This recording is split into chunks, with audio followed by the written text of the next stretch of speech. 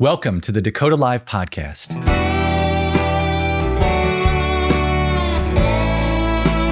I'm your host, Robert Morier. The goal of this podcast is to help you better know the people behind investment decisions. We introduce you to chief investment officers, manager research professionals, investment consultants, and other important players in the industry who will help you sell in between the lines and better understand the investment sales ecosystem. If you're not familiar with Dakota and our Dakota Live content, please check out dakota.com to learn more about our services. Before we get started, I need to read a brief disclosure. This content is provided for informational purposes and should not be relied upon as recommendations or advice about investing in securities. All investments involve risk and may lose money. Dakota does not guarantee the accuracy of any of the information provided by the speaker who is not affiliated with Dakota.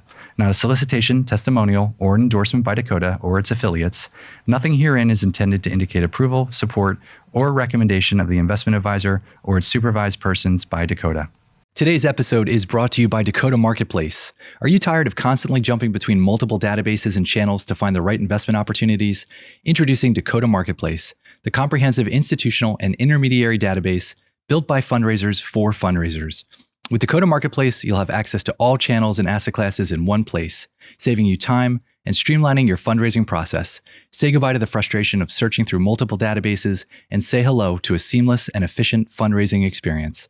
Sign up now and see the difference Dakota Marketplace can make for you. Visit dakotamarketplace.com today. Well, I am thrilled to welcome to our show today Shanelle Brown, Managing Director of Public Equity Investments with the Kellogg Foundation. Shanelle, welcome to the show. Thank you so much. Glad to be here. Yeah, I'm glad you're here. We tried to get you on the show earlier. We tried very hard in Chicago as part of a panel at Loyola University of Chicago with Katie Wyatt and a few other folks. I know it didn't work out for timing, but I'm so happy to have you here today. Thank you for being here. Thank you for trying again. Thank you. Well, we have a lot of questions to ask you. Before we do, I'm going to quickly share your background with our audience. Shanelle is a seasoned investment leader with a distinguished career spanning financial services, corporate finance, and mission-driven philanthropy. She joined the Kellogg Foundation after holding senior investment roles at Exelon, where she managed over $18 billion in public equity investments. Her journey began at Citi and continued through U.S. Trust, where she held roles in portfolio management and manager research.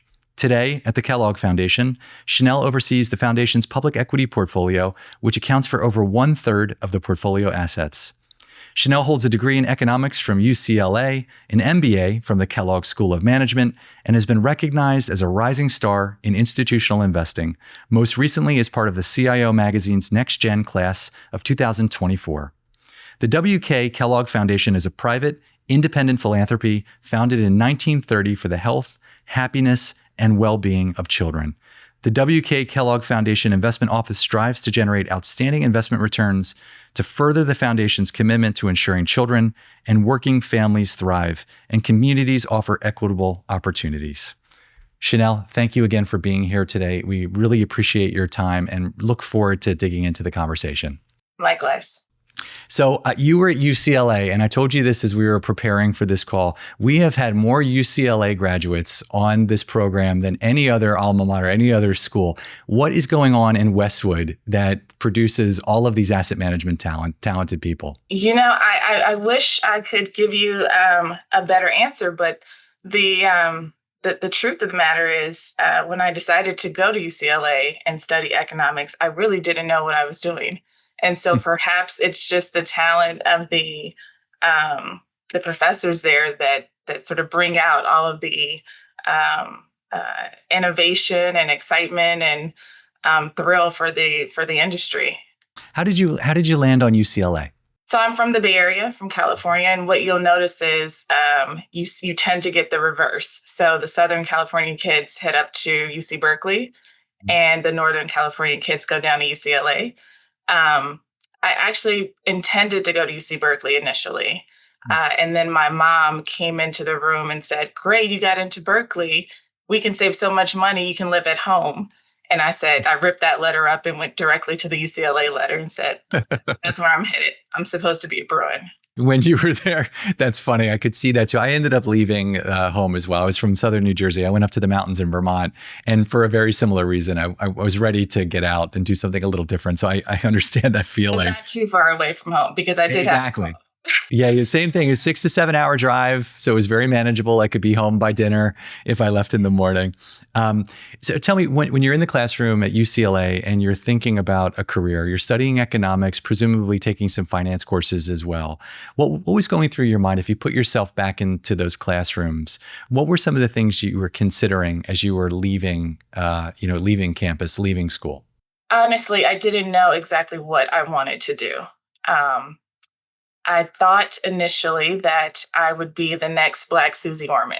And the reason I thought that is because my aunt had introduced me to personal financial planning when I was in high school. Prior to that, I was really lost. I knew I was good at math, but I didn't. The careers that I thought were available to me, the classic doctor, lawyer, that wasn't a path that I wanted to follow. And this was, I'm going to date myself here, the late 1990s. I'm growing up in the Bay Area. You can imagine what all is going on during that time. It's Silicon Valley, and it's ripping and it's roaring. And people around me are, maybe 10 years older than me and starting companies and making all this money. And I didn't understand what was going on, and neither did most folks around me. And my aunt, she said, "Have you heard about the stock market?" And of course, I had not. And she sort of introduced me to books. Of course, Susie Orman I think she still had her show at this time. She was pretty big, making a name for herself. And I started going down this path, researching what finance was all about. And at that time, I watched, movies. There was no Chat GPT. It wasn't all the technology we have today to make an easy sort of research project or request. But I started watching movies, the classics, Wall Street, and I got so excited by what was going on. It was thrilling. It was something different every day. And I thought, this is something that I could do. It was no one in my community understood anything about investing. I didn't come from, significant wealth. And I thought I could pursue this and I could help people and make, change my family and the dynamics for myself as well.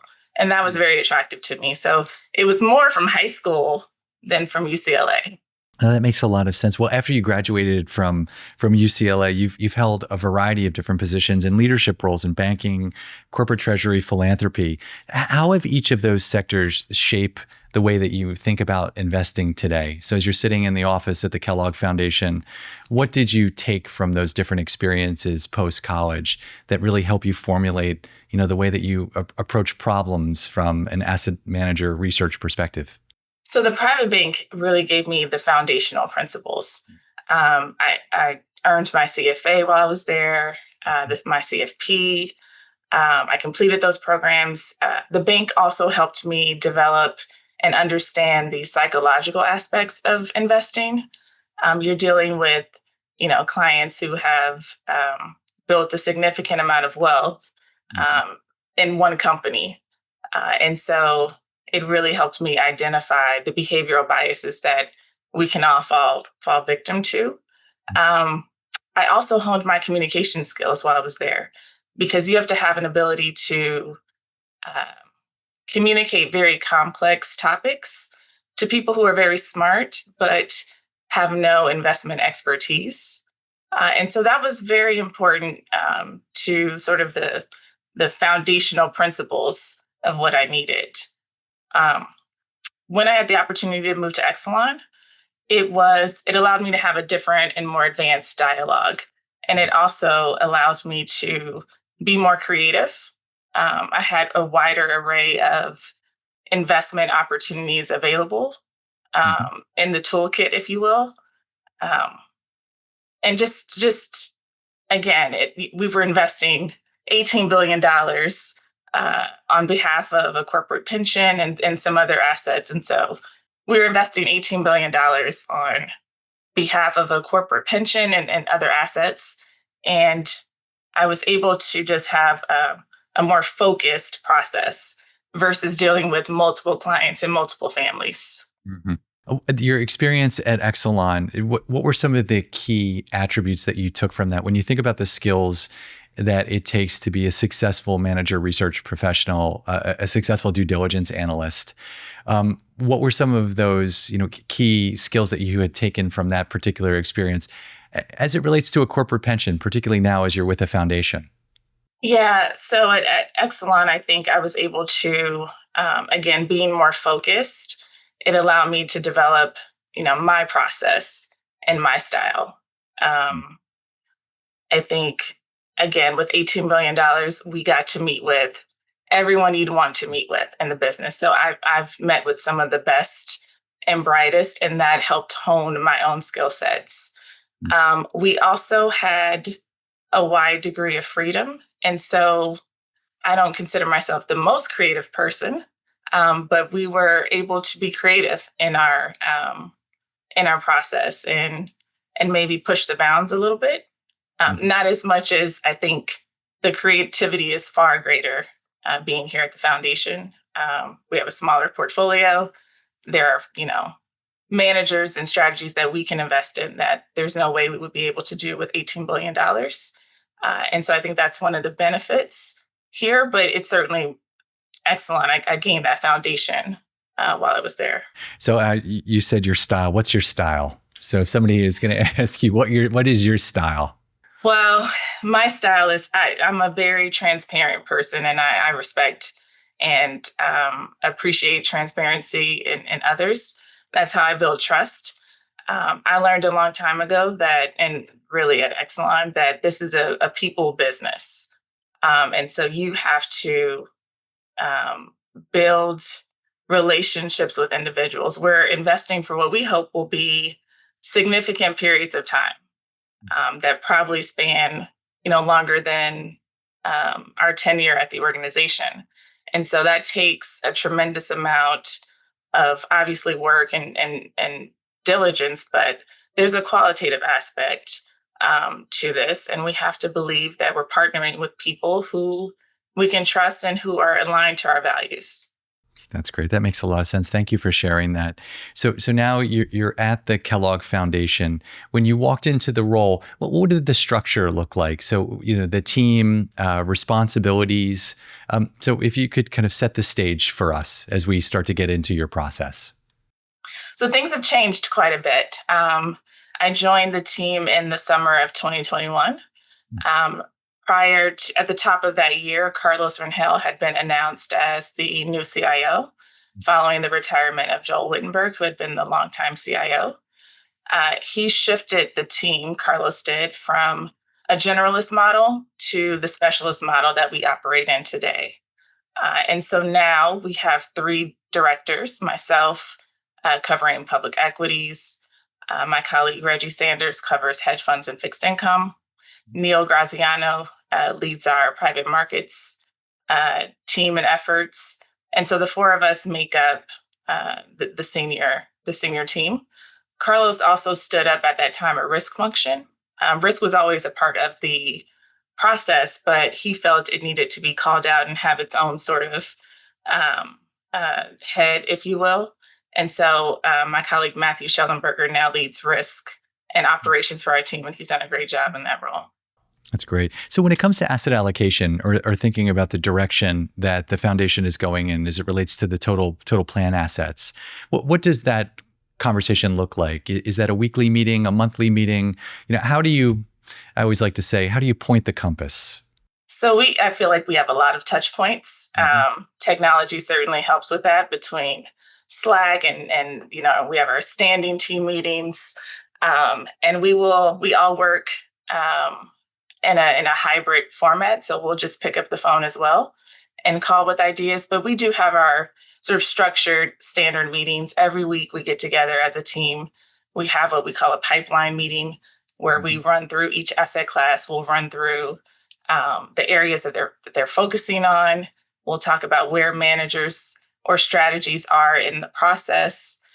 This helps also get everyone on one page. So we'll have operations there. Our finance team is there. So back office and the investment team are working together in that manner.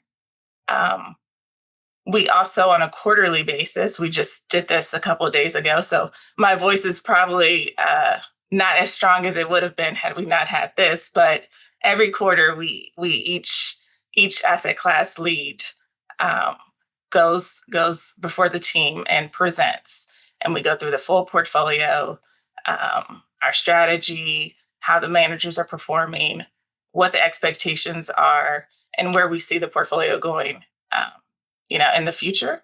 And then we also carve out a section to talk about asset allocation, risk, et cetera. That makes sense. What role does external research or an external consultant play into your due diligence process? Are there any third parties who are helping the team in this regard? Yes, we use third-party research primarily for market color and market insights alongside our investment partners. We may leverage our relationships with Cap Intro to, if we're casting a pretty wide net for a search. But all of the manager diligence and research and quantitative work is done internally with the team. We also utilize a third party for our ODD. Makes a lot of sense. Many hands make light work. That's right. You've expressed a strong conviction, as is the foundation, to long biased public equities. So can you walk us through the conviction behind the asset class? So when you're thinking about building this public equity portfolio, you're a specialist. How does it ultimately kind of look? So is there passive exposure? Are you investing in sector specialist or country specialist? So if you could kind of give us a taste of the menu, I think that'd be very helpful for our audience and helpful for me too. Rob, I think you were sitting in our strategy session when I presented to the team on Monday. We believe in a fully diversified approach. So let me say that at the outset, which is, publics, privates, and hedge funds. Within the public markets, we run both passive and active strategies, but the majority of the assets are managed actively. That said, we also run more of think of our managers as core mandates versus satellite mandates. And the core mandates tend to be those folks with longer track records, operating in more diversified areas of the market, and tend to run much more assets. And they tend to get sort of the larger share of our allocations. The satellites are those mandates where we feel there is a little more volatility around. Maybe there's not as long of a historical track record. They're operating in areas that require more specialty, some more niche-like strategies. Is how we define that. Public markets obviously have, volatility embedded in them. And in this type of market environment, which we've been experiencing since the beginning of the year, there's no shortage of it. I'm curious, how do you approach managing risk while still seeking those long-term returns? You mentioned you have a colleague who's dedicated to the risk management portion. But when you think about it from your seat, how are you incorporating the risk assessment into the process? So it's a very important part of the process. We do a significant amount of quantitative work when we're in the process of diligencing a strategy. Having the risk function has been very helpful, and so we use FactSet as our risk system.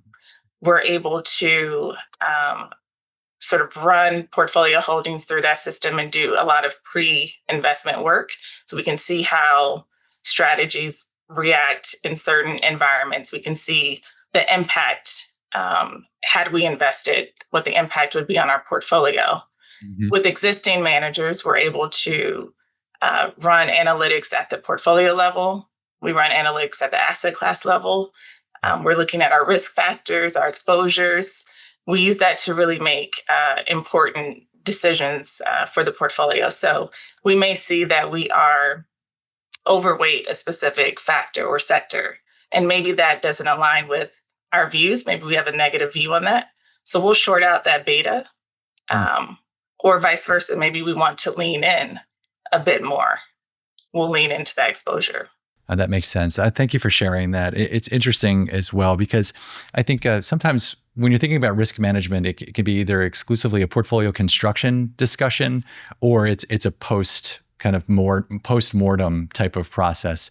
So it sounds like it's going to be embedded throughout your entire evaluation. So I thank you for sharing that. Yeah, absolutely. And I should have mentioned, it's how we think about our sizing as well. We Mm-hmm. think about the impact to the portfolio and active risk and that sort of thing in our sizing decisions. Yeah, that makes sense. That's a great segue because sizing is kind of the end of the process, but in the beginning of the process is sourcing. So how do you source a manager? Let's say you have a search that's come on that, the team has decided on a certain area of the market that you want to gain some exposure, whether it's through a core mandate or maybe one of those called satellite specialists. What does that sourcing process look like? You did mention Cap Intro very briefly, but I'm just curious when you think about where those ideas come from. We leverage the full breadth of the team, and I'm sure there is no shortage of inbound that we receive. Cap Intro is one source that we utilize, but we have investment. We watch a lot of podcasts. We're in the marketplace, and so we try to stay abreast on folks are that we would like to meet, even if we don't have an opportunity, say at this particular time. I think it's really important to always stay fresh and not get too complacent and thinking that you have the best of the best and that your portfolio is clicking on all cylinders. We try to run a process where we're continuously looking to improve, continuously looking for the best strategies, and we want to have a pipeline and a bench of managers that we could, we've done a decent amount of work on where if for some reason we needed to make a change, we could do so pretty quickly. So then could you walk us through what that typical manager underwriting process looks like? So now you've sourced the manager and the real work, I would presume, begins. You're rolling up your sleeves. You're having to spend a lot of time getting to know the people, the process. So what does that generally look like? So it's a 2-stage voting process for us. The first step is everything relies with the asset class team. So the lead will make a decision. You've met a manager, let's say it's interesting. You've done some light touch work. What we've decided to do is try to set up a process that allows us to get to a no quickly.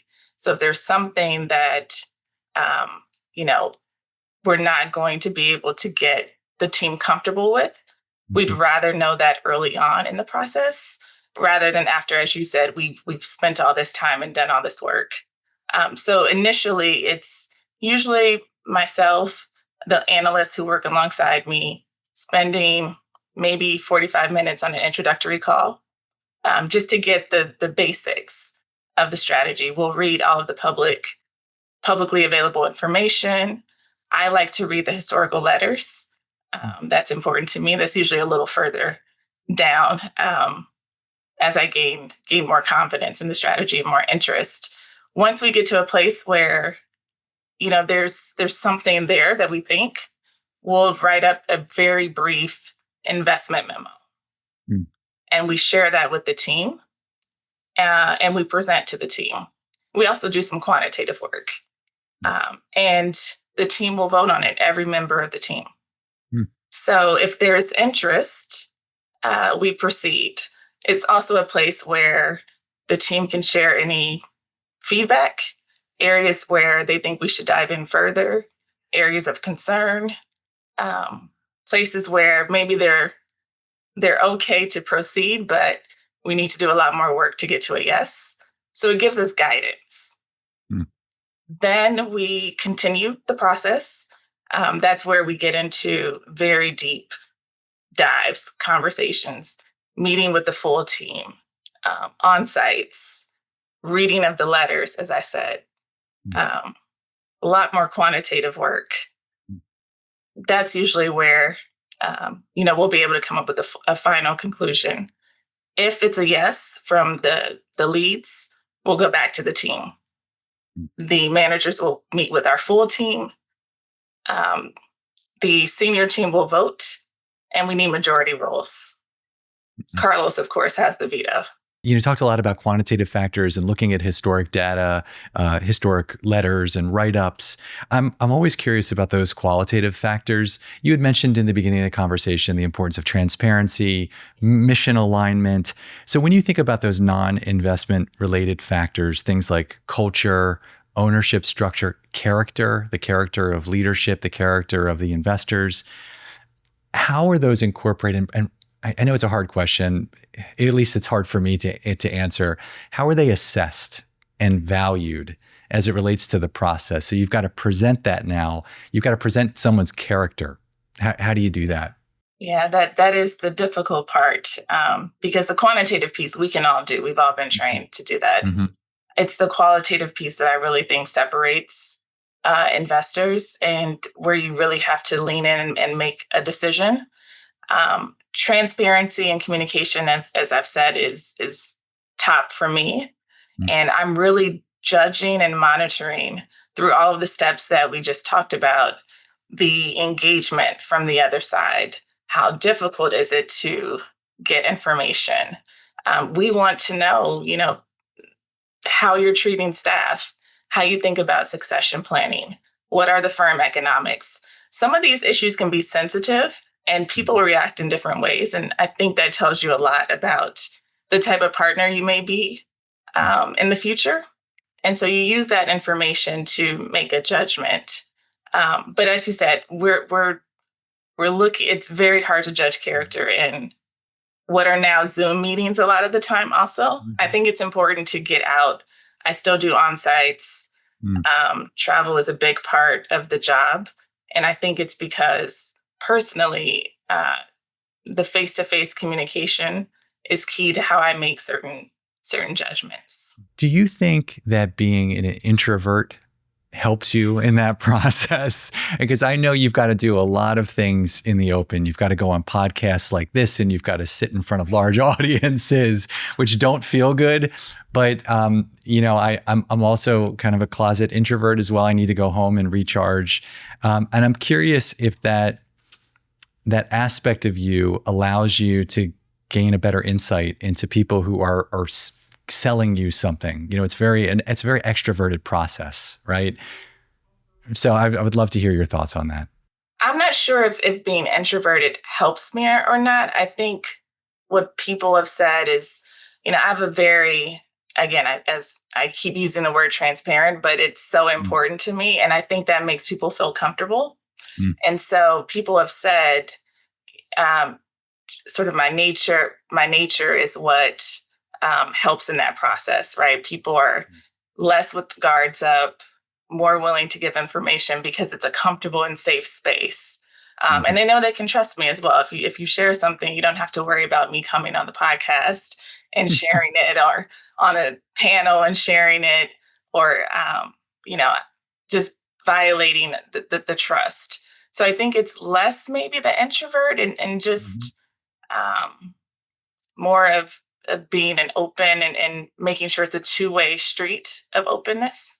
Yeah, that makes sense. I know that's going to be music to a lot of our asset managers' ears. I think that's one of the challenges. The world has changed so much. And I think the way that communication takes place, not just the modes of communication, whether it's a Zoom or an email or a Slack channel, but the timing of communication, we all expect an immediate response to something.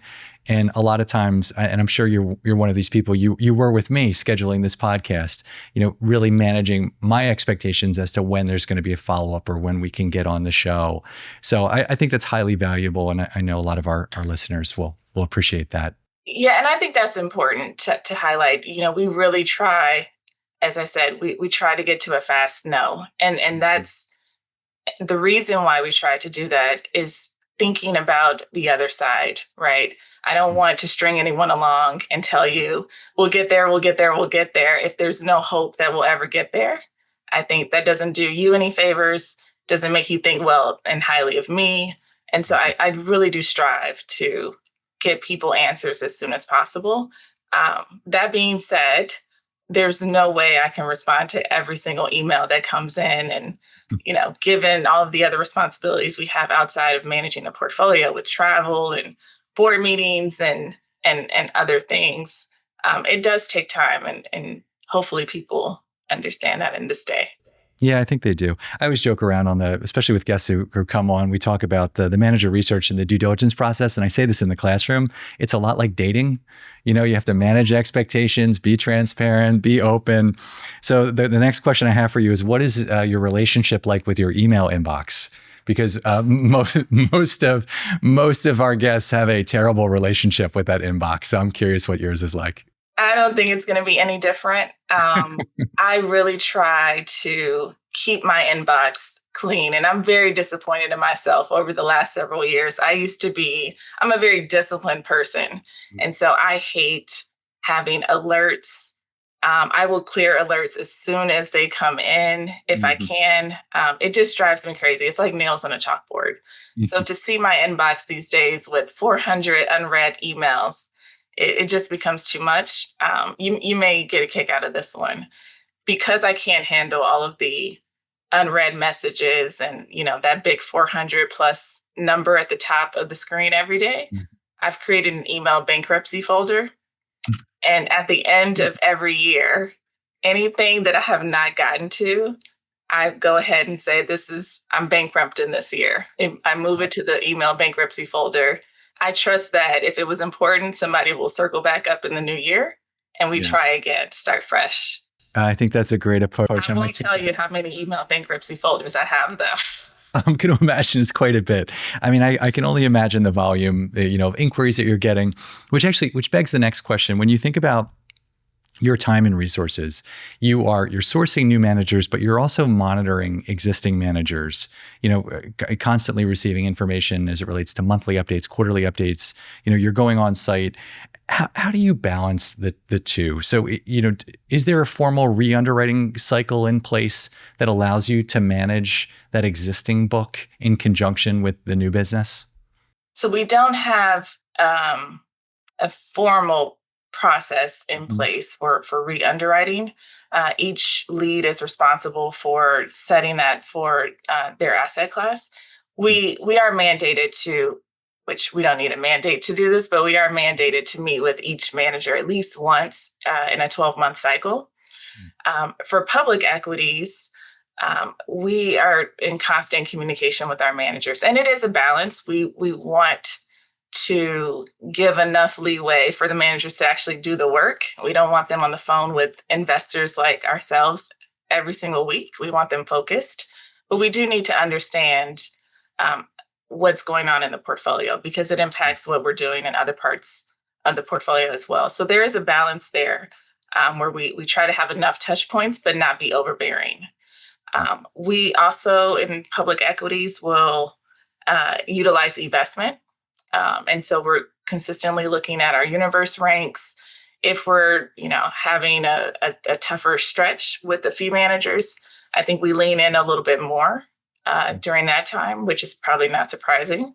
And we really want to have an understanding of what's going on, as long as the performance is meeting expectations, even if it's not positive, we're fine.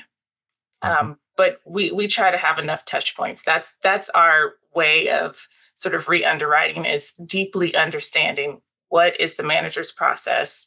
Are they following that process? And does it match our own expectations when we underwrote the strategy? And have there been any changes?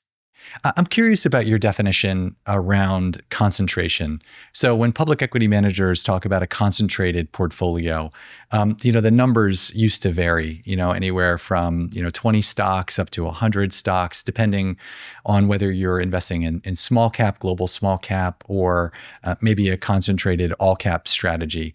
So how do you think about concentration these days, particularly as it seems like more and more managers are getting hyper concentrated in terms of their portfolio profile? Yeah, we probably have some of those hyper concentrated managers as well. I think that's where the satellites in our portfolio come into play. Those are where you'll find our sort of best idea strategies, go anywhere strategies. We expect those to drive significant performance, but it may be lumpier returns. And so that's why we tend to allocate a smaller a smaller amount of the portfolio to that piece. But I think concentration is necessary in today's equity markets to really drive returns. The market has just become more efficient.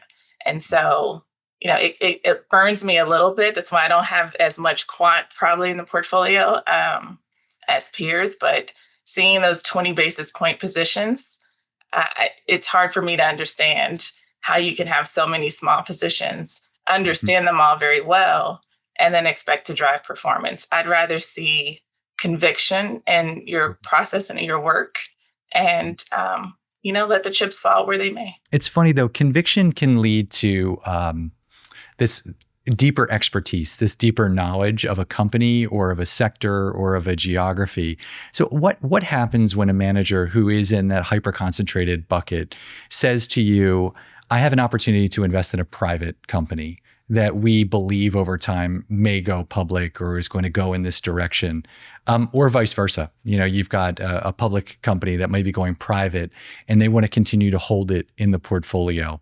So these crossover types of strategies, the same could be said of opportunistic shorting. I know this company so well. I only invest in 5 names. They're like my children. And unfortunately, it's not this, one of my kids isn't doing great, so I'm going to short them. So how do you approach those types of questions, those types of strategies, the public manager that wants to opportunistically either short or go private? So we actually invest in crossover strategies. Mm-hmm. The way I think about it is there needs to be some demonstrated track record, expertise, a history of having success at doing so. And the strategies that we invest in they're crossover, usually they have a private equity, if you will, arm to the business. And so there is an ability for the private and the public markets sides to share information to an extent.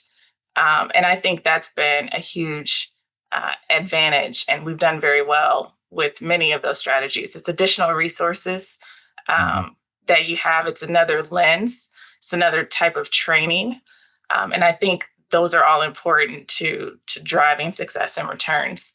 And we found success in those strategies. It's why I refer to the book as more long biased than long only, because we'll go out and do some of the co-investments that you mentioned. Very, very few and far between. It's not often because it takes a lot of work and conviction on our own part to get comfortable in doing that. But we will take that opportunity when we find it. How important is your LP network then in that regard? It's very important. As I said earlier, I think I said, this is a people business. I learned that a long time ago. And so being able to get out and meet with our peers, have conversations with peers, understand their strategy. I also know who I can call if, there's a certain thing that I'm struggling with, because I know different people and how they invest. And I can align myself in the right circles. And so it's important to meet not only with managers and keep that pipeline fresh, but to meet with your peers as well. Yeah, that makes sense. So you've allocated capital to AI-driven hedge funds. And I could ask you about artificial intelligence probably for the rest of our time. I won't, I promise. So I'm just curious, what excites you or concerns you about the integration of AI? And I know machine learning's been in a lot of portfolios for a long time, but when you think about generative AI as part of an investment decision-making process, how do you feel and where do you land on that topic? I think I'm still developing an opinion there. Mm-hmm. We actually invest more in quantitative strategies in our hedge fund, quite honestly, than in our long biased equity book. Mm-hmm. Maybe I'm still having flashbacks from the quant quake, but I tend to be much more fundamentally biased. With AI, obviously, there's a lot to still be determined. I think what we know is it's going to be greater efficiencies that we'll get out of it. I wonder I'm a bit fearful of the impact to junior staff and how we'll continue to develop talent when quite frankly, I think AI is going to be doing a lot of the blocking and tackling that you tend to have your junior staff do as they learn and train and become more senior. So I think opportunities are going to um, dwindle for that group of individuals. And then what are the knock-on effects um, going forward for the industry? Yeah. I have a lot of questions, very few answers right now. Same here. Same here. One thing I do see, at least today, is that artificial intelligence, at least the way I see it utilized, both from an asset management perspective and even from a classroom perspective, is that it's absolutely creating efficiencies. So people work much faster, much more efficient, but it opens up these gaps in accuracies. So the accuracy, the time that you may take, to deliver an investment report or an analysis relative to the efficiency, there's kind of there's misalignment because things can get out so fast, at least as a tool, as it relates to the day-to-day work of your job. So yeah, thank you for sharing that. I think also just that's the importance of the human aspect, right? So I think it won't be machine taking over. It'll be some combination of human and machine working alongside. And AI so far at least can't handle the qualitative aspects of this job. And so you'll still need people for that. I mean, that frightens me. I mean, I have a terrible relationship with my microwave, let alone my computer. So I do not want to know what it's like working alongside a machine. But you're absolutely right. It's going to be a vital tool. It's just how it's going to be utilized. And I do think for people who are earlier in their careers right now, there's a lot of uncertainty. But we've got some smart ones, at least at Drexel University and beyond. So when you think about some of the investment trends you're keeping an eye out on, artificial intelligence is obviously one of them. But what are some of those other potential disruptors that you're seeing in the markets that are either exciting you as an allocator or maybe putting up a signal to wait and see? I'm not sure if this is so much a trend or I think it will be a disruptor, but I'm seeing a lot of consolidation in the industry amongst asset managers. And when you think about where we are with the private market cycle right now, I think you could see consolidation, not just across public markets, but also across private markets. And so as you have firms get larger and larger, what does that do for the innovation? It feels like it might stifle innovation. And as I've said, when you're larger, the type of investments you can make are just very different than when you are smaller and more nimble. And so I do worry about firms sort of gobbling up smaller managers, and we're just having this behemoth strategies and funds to invest with. I think that's something that could happen again across public and private, and it could have a knock-on effect. Yeah, it's a great observation. So for managers that are hoping to work with you and with the Kellogg Foundation in the future, what's something that you wish, maybe from the calls that you've received or the calls that you're going to get in the future, what's something that you hope that they understand about you and the foundation as it relates to your due diligence process and your decision-making timeline? And and another thing I'd add into that, it's kind of part of the same question, and your culture. What do you want them to understand or take from this conversation as they listen to it? We believe in the power of people, right? And so we ask a lot of questions, as I said, around the firm, and we're really looking to understand your thoughts about leadership, how you develop people, and to really make sure that you're aligned with our mission and our values. I think people should understand, as I said, we can get to a fast no, but yes is obviously a lot slower. And it's slower because we truly want to have those endearing partnerships that last, beyond, hopefully, hope I have a long tenure at the Kellogg Foundation, but the foundation, I hope, is also a going concern that will outlast me, and same with the firms, right? And so we hope to make a good decision, make the right decision on behalf of the organization, and have those long relationships. So that takes time. I think that people should understand also that, as we discussed, we have various things on our plate. And our primary jobs are managing the day-to-day responsibilities of the portfolio. So meeting new managers, taking new calls, all of those things take a lot of time, a lot of energy, and they're not our priority. And so we have to balance everything, keep everything in balance. And if I'm a very transparent person, I will tell you up front, this is not going to happen, or it's interesting, but I can't get to it right now. I hope that they trust me when I say that. I hope this question helps lighten your bankruptcy folder at the end of this year.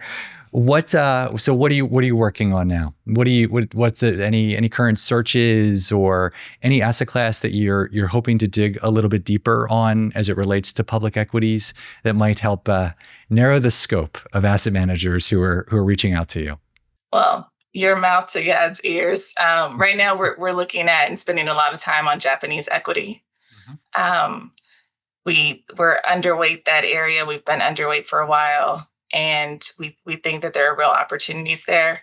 We're also spending some time on European specific equity. We're looking at some financials in that space. Energy is an area where we're thinking about, and I'm going in sort of priorities that we're thinking about. And healthcare, we're overweight. So we're probably not going to add additional dollars there, but we think it's ripe for opportunity. It's been beaten up. There's a lot of innovation, obviously a lot of headwinds. And so we keep our ear to the ground for unique strategies in that space as well. Great. One more question, which again, I hope narrows the scope for you in the rest of this year. When you think about a manager size, the total assets under management, the scale of the business. So kind of the heart of the question is emerging managers versus emerged or graduated managers. How does the foundation feel about emerging managers? And how would you define it if that is something that you're looking for? So we don't have a sort of formal definition of emerging managers. The way I think of emerging is really just based on track record.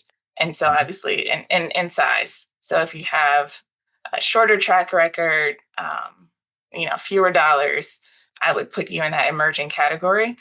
That said, I don't really invest based on emerging or non-emerging. I'm looking to partner with the best asset managers. Do you have an approach, a strategy that I think can deliver consistent returns over long periods of time? Are you able to articulate that strategy? And do we believe that whatever your niche or specialty is will persist? When it comes down to AUM, that's more of a decision of how much can we allocate, right? And that's a back end decision, right? Versus should we invest at all? That makes sense. Thank you for sharing that. So one of the questions I always like to end with as we close out our hour here, and again, thank you so much for your time.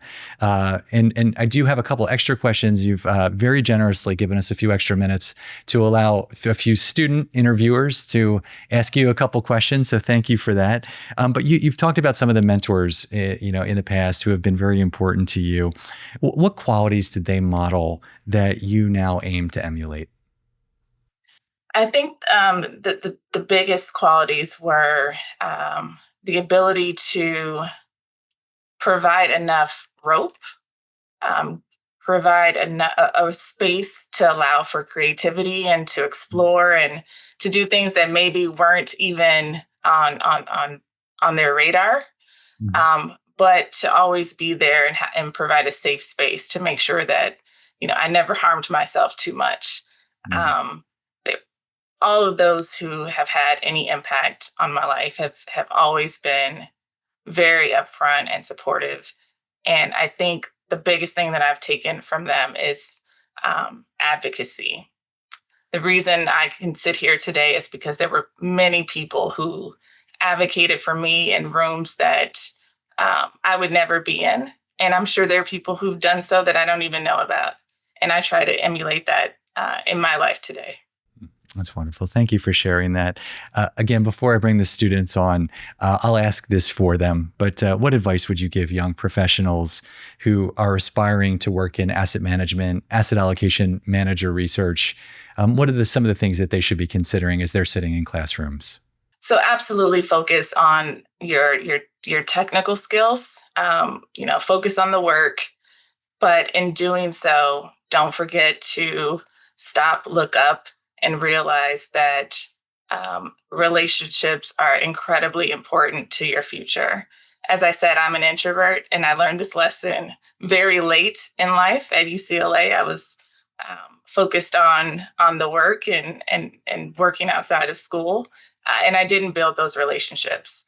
And I learned later on in life just how important the relationships are. We all have to have the investment principles and foundation and the technical skill set, and you'll develop that. But it takes work at learning how to develop meaningful relationships, not just gathering business cards and, I guess I dated myself with that one, but LinkedIn requests, but truly impactful, meaningful relationships will drive your career and your personal life much further if you focus on that. Thank you for sharing that advice. We appreciate it. Well, we're going to bring those students on the desk now, so I'm happy to introduce you to them. Hi, Shanelle. I'm Kira, coming from the University of Connecticut. I'm a student in finance there. It's been wonderful listening in on your conversation with Rob. I really admire everything you have to share about your career. As a student just starting my career in finance, I'm curious about the breadth you have across institutional and high net worth spaces. I was wondering if you could share your perspective on what qualities and values champion across both of those, and if there are any that really thrive in each. Oh, that's a good question. Nice to meet you. I think in terms of the traits or characteristics, they're pretty similar. Where I would say the biggest difference is the behavioral aspects. So in high net worth, you are working with very wealthy individuals and families. Obviously, in institutional investing, you've got one client, and that client is the institution. And so there's not as much of the behavioral biases as I talked about earlier that you have to deal with. You learn a lot about people in the high net worth business. You meet all kinds of people, different personalities, and you're introduced to various ways that people have generated wealth in this country. And so it is a unique experience. I think it was great for me to start. And I think the institutional experience allows you to just deepen your investment acumen because you can go so much further than you can with high net wealth. For one reason, you generally don't have to deal with taxes. Hopefully that remains. Thank you so much. That's really interesting to hear. Thank you. Hi, my name is Micaiah Peoples. I'm an entrepreneurship major at Drexel University, and it's a pleasure to speak with you today. Likewise. As a woman of color in the leadership role, what has your experience been like in the finance and investment industry? And what advice would you give younger women of color who are also looking to follow a path similar to you? Excellent question, and thank you for asking. Obviously, there aren't a lot of people that look like myself in the rooms that I'm in. And I hope that by doing podcasts like this and talking to individuals like you all to inspire, the next generation of women and people of color to join the industry. In terms of advice, I would say, don't be afraid to lean into who you are. Be authentic. Don't feel like you have to downplay any of your experiences. And I think, those are actually factors that make you unique that you should lean into and you should be proud of. And so I would say don't shrivel at all. Use your voice and lean in. Thank you, Shanelle. That was wonderful. Thank you. Hi, Shanelle. It was great listening to you and Rob's conversation. My name is Peyton Knapp. I'm a first-year student studying public health and economics at Drexel University. I was wondering what you feel was the most important skill, value, or event early in your career. Nice to meet you, Peyton. The most important skill or value, I probably will say, you may not like this, but failure. Early in my career, I had decisions that didn't go as well as I anticipated, and it's always difficult to handle that when you've put in so much work and effort and time.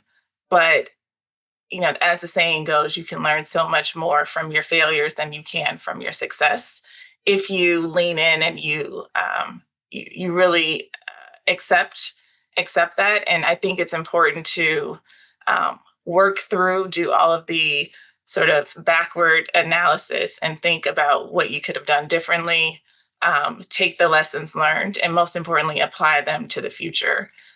So I've had experiences where, I wish I could have a do-over, but instead of dwelling on that, I learned from the experience and apply it in the future, the lessons learned. Thank you so much. That was really insightful. Thank you. Shanelle, thank you so much for taking time to be here with us today. And thank you for sharing your thoughtful insights into your work at the WK Kellogg Foundation. It's truly inspiring. And congratulations on all your success. We wish you nothing but continued. Thank you so much. If you want to learn more about Shanelle and the WK Kellogg Foundation, please visit their website at www.wkkf.org. You can find this episode and past episodes on Spotify, Apple, or your favorite podcast platform.